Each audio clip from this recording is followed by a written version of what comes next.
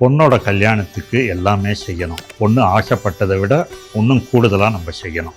அது எப்படி செய்யறது? ஏன்னா இன்னைக்கு இருக்கிற சூழ்நிலைக்கு அவ்வளவு ஈஸி கிடையாது. அதனால தான் என்ஏசி ஜுவல்லர்ஸ் உங்கள் பிரின்சஸோட வெட்டிங் ஜேர்னி நிறைவேற்றுறதுக்காக எங்களுடைய சேவிங்ஸ் அட்வைசர்ஸை கொண்டு வந்திருக்கோம்.